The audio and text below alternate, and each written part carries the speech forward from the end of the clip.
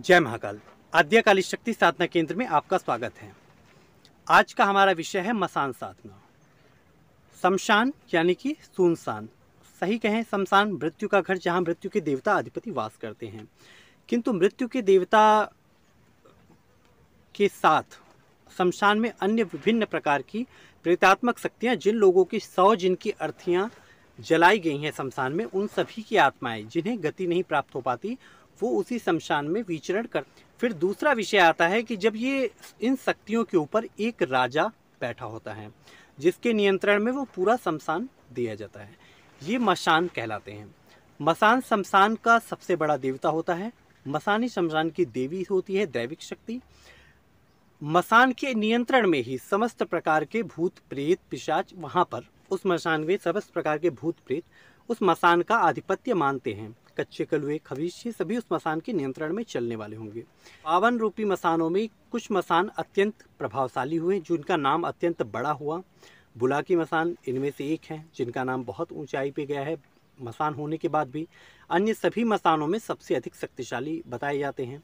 किंतु क्षेत्रीय स्थान पे अलग अलग जगहों पे अलग अलग प्रकार के मसान विशिष्ट शक्ति प्राप्त सिद्धस्थ हो जाते हैं। इन मसानों की साधना करने का मुख्य उद्देश्य होता है शमशान की साधनाओं पर नियंत्रण अथवा प्रेत विद्या पर नियंत्रण। यदि आप शमशान को नियंत्रित कर लेते हैं तो फिर भूत प्रेत ये इतर योनियाँ, खईस, कच्चे कलुए, ये आपको कभी प्रभावित नहीं कर पाती और आप इन्हें पर्याप्त मात्रा में दंडित कर सकते हैं, इन्हें भगा सकते हैं, इन्हें बांध सकते हैं, इनकी शक्तियों को रोक सकते हैं। मसान साधना में सिद्ध हो जाने के बाद मसान साधक की हर प्रकार से सहायता करता है। मसान कोई बुरी चीज़ नहीं है, वस्तुतः हमारे कृत्य बुरे हो जाते हैं। मसान करने के बाद हमारी सोच, हमारे विचार, क्योंकि पैशाचिक शक्तियाँ हैं, जब इनका नकारात्मक ऊर्जाओं का एक बहुत बड़ा पुंज आपके शरीर में प्रवेश करना शुरू करेगा तो कहीं ना कहीं आपकी वृत्ति पर बुरा प्रभाव डालते हैं। लेकिन कई बार ऐसा भी होता है कि मसान साधना के माध्यम से आप बहुत लोगों की पीड़ाओं को हर सकते हैं। प्रेत विद्या विशेषकर, उसके लिए मसान साधना करने वाला साधक सबसे अच्छी प्रेत विद्या में रिजल्ट दे सकता है, क्योंकि वो सुबह से शाम उसका प्रेतों से ही पाला पड़ता है, सारे प्रेत ही उसके नियंत्रण में चलते हैं। तो उसकी बात जान, उसके साथ जब कोई मसान होता है तो अन्य व्यक्ति की जिसके ऊपर समस्या है उसका शक्तियाँ पहले ही देख के जान जाते हैं कि शमशानिक व्यक्ति है, ये शमशान में क्रिया करता है, इसके पास खुद मुझसे अच्छी शक्तियाँ इसके पास विद्यमान है, तो वो शक्ति आपका अहित नहीं करती। मसान साधना में सिद्ध हो जाने के बाद मसान साधक का देव बन के, अर्थात देवता रूप में या मित्र बन के भी ये सिद्ध किए जाते हैं। इनकी साधना देवता रूप में भी दी जाती है। ज़्यादातर यही करना चाहिए और यही होना चाहिए। मसान साधना के माध्यम से हम अन्य प्रेतों पे भी नियंत्रण पा जाते हैं। उन्हें करने की, सिद्ध करने की हमें जरूरत नहीं होती। और मसान को जागृत कर लेने के बाद हम किसी भी महाविद्या या भैरवी साधना या उच्च कोटि की साधना, शमशानेश यक्ष साधना, मरी साधना, फितकारणी साधना, इन प्रकार की साधनाओं में हम सफलता प्राप्त कर सकते हैं। मसान सिद्ध हो जाने पर साधक के साथ रहता है, साधक के हर कार्यों को करता है। साधक के कहने पर वह किसी की प्रेत बाधा का निवारण भी करेगा, किसी की समस्या, यहाँ तक कि संतान, कई जगह पे ऐसा भी देखा गया है कि संतान तक दे देने का कार्य मसान कर जाते हैं। मसान सिद्ध हो जाने पे साधक को आर्थिक लाभ भी करवाते हैं, लेकिन यदि साधक संयमित तरीके से सही ढंग से रहे तो। मसान साधना में आपको हमेशा के लिए एक बार सिद्ध कर लेने के बाद आपको बार बार इस साधना की जरूरत नहीं पड़ती। बस आप होली, दिवाली, ऐसे कुछ अवसरों पे, होली, दिवाली, गंगा दशहरा, अक्षय तृतीया, इन सब कुछ मुहूर्तों पे आपको इन्हें विशेष शक्ति देनी होती है। इसके अलावा ग्रहण काल में भी मसान साधना को विशेष रूप से जागृत करना पड़ता है, ताकि इनकी शक्तियाँ कभी क्षीण न हो। मसान साधना सात्विक तरीके से भी की जाती है, तामसिक तरीके से भी की जाती है। जब मसान की साधना सात्विक तरीके से की जाती है तो उस समय इनकी साधना में बूंदी के लड्डू और कच्चा दूध का प्रयोग किया जाता है, जबकि तामसिक रूप में इनकी साधना करने पर शराब और मांस, मदिरा का, अंडे इत्यादि का प्रयोग करना पड़ता है। सिगरेट इनकी साधना में जरूर जलाया जाता है, क्योंकि धुएं के प्रत्यात्मक रूप में सिगरेट इन्हें चाहिए। 5 अगरबत्तियाँ, पुष्प, चमेली के पुष्प इन्हें अत्यधिक प्रिय हैं। लाल रंग के पुष्पों से भी इनकी पूजा की जाती है। साधक को कृष्ण पक्ष की चतुर्दशी अथवा अमावस्या जैसे शुभ मुहूर्त का चयन करना होता है। किसी विशिष्ट योग का चयन कर सकते हैं। होली अथवा दिवाली, दशहरा जैसे मुहूर्तों का चयन कर सकते हैं।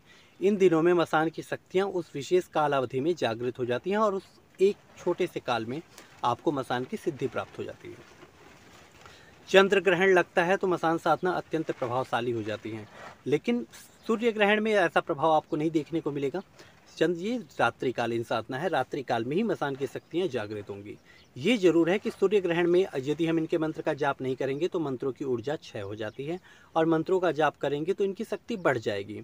मसान साधना सिद्ध कर लेने के बाद आप इसे चाहे शमशान में करें चाहे घर पे करें, कोई फर्क नहीं पड़ता, लेकिन अपने घर के अंदर आप एकांत कक्ष में ही इनकी साधना करेंगे। इन्हें मिट्टी की हड़िया में प्रतिष्ठित करके एक स्थान पर रखा जाता है, उस हड़िया को बांध दिया जाता है। बांधने का उद्देश्य ये रहता है कि ये आपके घर में बाकी लोगों के साथ घुले मिले ना, उन लोगों के बीच में ये ना जाएं, और आपके परिवार के किसी अन्य सदस्य को इनके माध्यम से कोई कष्ट ना हो। वैसे भी सारे मसान बुरे नहीं होते, कई मसान बहुत अच्छे भी होते हैं जो आपके परिवार की रक्षा करते हैं, लेकिन कुछ मसान ऐसे भी होते हैं जो अंधे होते हैं, जिन्हें भाषा का ज्ञान नहीं होता, और एक प्रेत अपनी पदोन्नति कह ले, जैसे कि अपनी शक्तियों को विस्तारवादी बनाते बनाते, अपने शक्तियों का विस्तार करते करते वो मसान के स्तर पर पहुंच जाता है। अब आपको यहाँ 2-3 बातों को समझना होगा।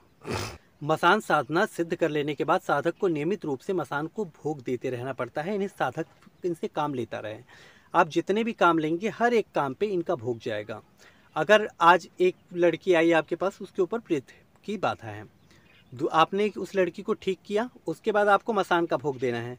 फिर आपके पास एक लड़का आया, उसको ये बाधा है, कह लो पितृ बाधा है, आपने मसान से ठीक किया या अन्य किसी प्रकार का आपने उपाय किया, और करने के बाद आप फिर उसे भोग देंगे। हर एक काम के बाद भोग लेते हैं मसान। लेकिन होली दिवाली पर इनकी विशिष्ट शक्तियों को जागृत करने के लिए आप इनका उपयोग करें ना करें, आपको इनके मंत्र का प्रयोग करना होगा, अन्यथा इनकी शक्ति क्षीण हो जाती है। मसान साधना सबसे उत्तम शमशान में ही किया जाना चाहिए, मरघट में ही किया जाना चाहिए, लेकिन सिद्ध हो जाने के बाद साधक इनका भोग इत्यादि अपने घर पर भी दे सकता है। साधक इनकी पूजन अपने घर पे भी कर सकता है, किंतु इनके भोग इत्यादि के लिए आपको बाहर ही जाके देना चाहिए। शमशान में, नदी तट पे, अथवा किसी पीपल या बरगद के पेड़ के नीचे इनका भोग दिया जाता है। विशेषकर ऐसे बरगद के पेड़ जो 100 वर्ष से अधिक पुराने हो गए हों, या पीपल के पेड़ जो 100 वर्ष से अधिक पुराने हो गए हों, उन पेड़ों के अंदर इनकी विशिष्ट शक्तियाँ जागृत होती है। वो पेड़ सहजता से इन्हें खींच लेते हैं। आग का पौधा ये भी मसान को सहजता से खींच लेने में सक्षम होता है। मसान साधना में चमेली के तेल का दीपक प्रज्वलित किया जाता है, और इसमें आग के रुई का प्रयोग किया जाता है। विशेषकर कुछ जगहों पे ऐसा भी देखा गया है कि रक्त सिंचित दीपक का प्रयोग होता है, चर्बी मिश्रित दीपक से दिया जलाया जाता है, लेकिन ये क्रिया अत्यंत घातक हो जाती है। विशेषकर ये मारणात्मक प्रभाव जब इनको देना होता है तब चर्बी का प्रयोग दीपक जलाते हैं लोग, और तामसिक साधनाओं में। लेकिन सात्विक रूप में आप चमेली के तेल का दीपक जला करके भी इन्हें प्रसन्न कर सकते हैं। चमेली का तेल, चमेली के पुष्प, ये इन्हें तीव्र गति से आकर्षित करते हैं। इत्र, इन्हें चमेली का इत्र लगा के आप जाएं तो ये अत्यंत सहजता सिद्ध होते हैं। इस साधना में साधक को सर्वप्रथम किसी ऐसी व्यक्ति का चयन करना है जिसकी मृत्यु रविवार अथवा मंगलवार के दिन होती हो। साधक को सर्वप्रथम जैसे ही उसकी मृत्यु की सूचना मिलती है, शमशान में जाकर आपको सर्वप्रथम, क्योंकि लास्ट आने के बाद जब तक उस शमशान में पहुँचे, उससे पूर्व आपको शमशान में पहुँच करके एक लड्डू शमशान में गाड़ करके चले आना है। आप उस जगह पर बैठें, लड्डू को बाहर निकाल लें, और उसे ले करके, या तो आप शमशान में करना चाहते हैं तब भी आप उसे निकाल के अपने पास रख लें, और यदि आप अपने घर पे करना चाहते हैं तो लड्डू लेकर के साथ अपने घर पे आ जाएं। इस साधना काल में साधक जिस बिस्तर पे सोएगा उस बिस्तर पे कोई और नहीं सोना चाहिए पूरे 7 दिन में। और ये साधना 7 दिन की मैं आपको बताने जा रहा हूँ। ये साधना एक दिवसीय साधना है जिसमें एक ही दिन में मसान प्रत्यक्ष हो जाता है। अब आपको आपके बिस्तर पे कोई और नहीं सोना चाहिए। रात्र में आपको अपनी एक बांस के खाट, मूंछ की रस्सी से बनी हुई बांस की खाट एक ले बनवाएं, उस खाट पर ही आपको बैठ के, क्योंकि बांस की खाट और मूंछ की रस्सी की बनी हुई खाट, इन खाटों में शमशान का प्रभाव होता है। आपको ये साधना खाट पे ही बैठ करके करनी है, और आपको भोजन भी उस खाट पे ही बैठ के खाना है, उस खाट पे ही आपको सोना है। सोते समय अपने तकिए के नीचे, सोते समय अपनी खाट के पैर, अपनी खाट के बाएं पैर के नीचे सिरहाने की तरफ, ये बायां पैर आपका, ये बाएं साइड हो गई, सिरहाने की तरफ खाट का पैर यहाँ होगा, तो उसके नीचे थोड़ा सा गड्ढा खोदें, उसके नीचे लड्डू दबा के सो जाएं। एक बात और, शमशान से थोड़ी सी कुशा तोड़ लें।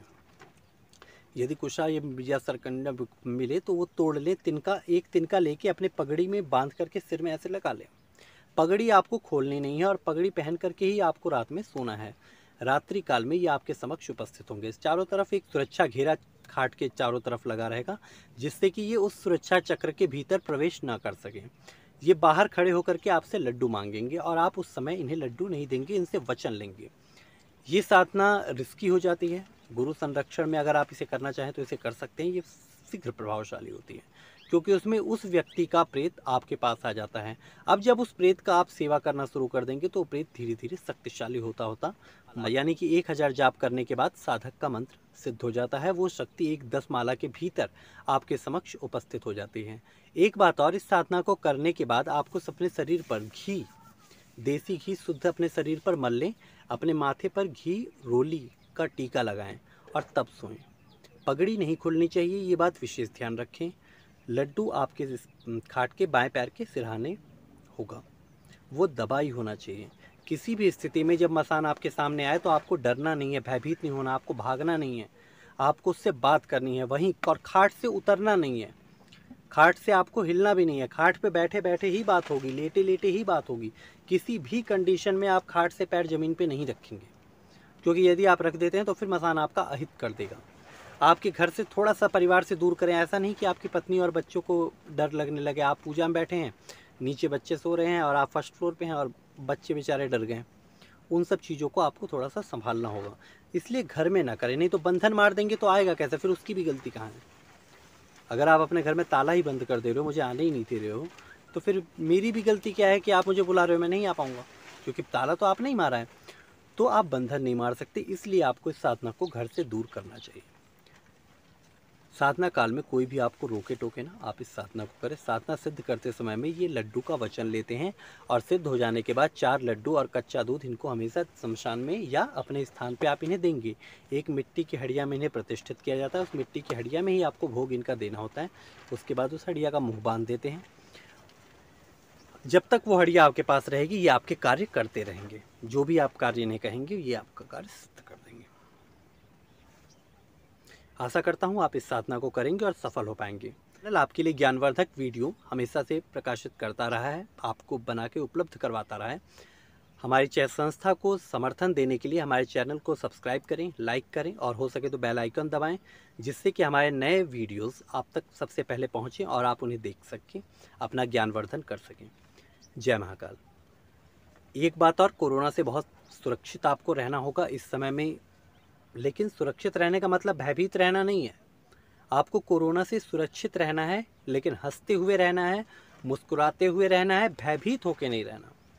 जो होगा देखा जाएगा, लेकिन आपको भयभीत नहीं होना है। अब आपको जीतना है और अपने मन में जीत की एक ऊर्जा, एक विशिष्ट शक्ति, भगवान शिव की मृत संजीवनी शक्ति का आप आवाहन करें।